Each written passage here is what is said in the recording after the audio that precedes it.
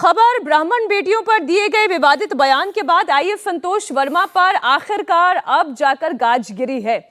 मध्य प्रदेश सरकार आईएएस संतोष वर्मा की बर्खास्तगी के लिए प्रस्ताव भेज रही है। सीएम मोहन यादव की सख्ती के बाद संतोष वर्मा को कृषि विभाग के उप सचिव पद से हटाकर जीडीए पूल में अटैच कर दिया गया है और उन्हें कोई काम नहीं दिया गया है। संतोष वर्मा की बर्खास्तगी का जो प्रस्ताव केंद्र सरकार को दिया गया है उसमें उनके खिलाफ फर्जी दस्तावेज बनाने के साथ साथ कई आपराधिक मामलों के मुकदमे चलने का हवाला दिया गया। गुरुवार को 65 ब्राह्मण संगठनों ने 14 नवंबर को संतोष वर्मा के खिलाफ कार्रवाई न होने पर सीएम हाउस के घेराव की चेतावनी दी थी। अब सीएम मोहन यादव के सख्त फैसले का ब्राह्मण संगठनों ने स्वागत किया है। ब्राह्मण बेटियों पर विवादित टिप्पणी के बाद आईएएस अफसर संतोष वर्मा का एक और विवादित बयान भी आया। संतोष वर्मा ने एससी एसटी अधिकारी कर्मचारी संगठन के कार्यक्रम में कह दिया कि हाईकोर्ट पर सीधा हमला था। एससी एसटी वर्ग के युवाओं को हाईकोर्ट ही सिविल जज नहीं बनने दे रहा है। परीक्षा में एससी एसटी वर्ग के लगभग कोई उम्मीदवार चयनित नहीं हुए। वर्मा ने आरोप ये लगाया कि परीक्षाओं में एससी एसटी उम्मीदवारों को जानबूझकर 50% कट ऑफ से नीचे मार्क्स देते हैं। इंटरव्यू में भी कम अंक दिए जाते हैं। संतोष वर्मा ने कहा कि एससी एसटी वर्ग का बच्चा आईएएस आईपीएस बन सकता है लेकिन सिविल जज नहीं बन सकता और हाईकोर्ट ही उसे सिविल जज बनने से रोक रही है। जो एग्जाम हुई उसमें हमारे एससी एसटी के लोग सिलेक्ट नहीं हुए, उनको योग्य उम्मीदवार नहीं मिले। लेकिन सिविल जज की ऐसी कौन सी एग्जाम होती है जिसमें हमारा बच्चा 40% 50% मार्क्स नहीं ला सकता? आपने उसके लिए कट ऑफ मार्क्स रख दिया 50% और आपने ये तय कर लिया कि हमको इसको 49.95 नंबर देना है, 50 नंबर नहीं देना है। आपने देख लिया कि इंटरव्यू में हमको इसको 20 नंबर नहीं देना है, इसको 19.5 नंबर देना है। तो भाई कौन सिविल जज बना देगा हमारे बच्चों को?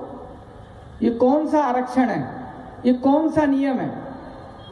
और ये कौन कर रहा है? ये हमारा हाईकोर्ट कर रहा है, जिससे हम न्याय की उम्मीद करते हैं, जिससे हम बाबा साहब के संविधान के हिसाब से चलने की गारंटी मानते हैं, जिसको ये वहीं से हो रहा है। कल अवधेश, मैंने इस पर बाकायदा रिसर्च की कि किन किन कानूनों का ये उल्लंघन कर रहे हैं सर्विस में रहते हुए। तो उसमें all India services conduct rules 1968 के अंतर्गत अपनी ड्यूटी निभाते वक्त इंटीग्रिटी का ध्यान रखना चाहिए, जो उन्होंने पालन नहीं किया। सेंट्रल सिविल सर्विसेज रूल्स 1964 के अंतर्गत रूल नंबर 3(2) ये कहता है और रूल नंबर 5 ये कहता है कि आप निष्पक्ष रहेंगे, पारदर्शी रहेंगे, आप अपनी कर्टसी और सिविलिटी के साथ समझौता नहीं करेंगे। लेकिन ये आईएएस संतोष वर्मा वही कर रहा था। इतना ही नहीं, भारतीय न्याय संहिता की धारा 79 के अंतर्गत offences against the modesty of the women conduct, इसका भी उन्होंने उल्लंघन किया है। क्यों इनको बर्दाश्त किया जा रहा था अभी तक? इन्हें तो राहुल गांधी जी के छत्र छाया में चले जाना चाहिए। इससे पता चल रहा है जो उनका भाषण है, एक तो राज्य प्रशासनिक सेवा में थे, ये आईएएस, तो राज्य प्रशासनिक सेवा से इनका प्रमोशन हुआ। उस प्रमोशन के फाइल देखे गए कि इसका प्रमोशन कैसे हुआ। जब इस व्यक्ति का ऐसा कंडक्ट है, देखा गया कि इतनी शिकायतें इसके विरुद्ध है जगह जगह से, जहां जहां ये काम किया है, लोगों ने अलग अलग जातियों को, यहाँ तक कि शेड्यूल कास्ट शेड्यूल ट्राइब्स के लोगों ने भी इनके विरुद्ध शिकायत की थी। तो ये अभी तक बना कैसे है?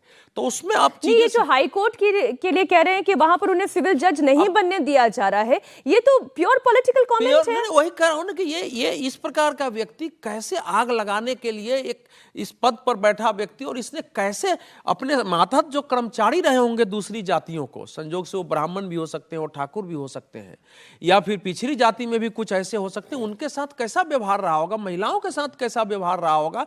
अब स्टेट गवर्नमेंट को किसी इस एक बार इतना प्रमोशन हो गया तो उसको बर्खास्त करने का अधिकार नहीं होता है। जब आप सेंट्रल रैंक में आ जाते हैं तो आप उसको बर्खास्त नहीं कर सकते, फिर उसको सेंट्रल को लिखना पड़ता है कि आप इनको बर्खास्त करिए, इसलिए उनको लिखना पड़ा है।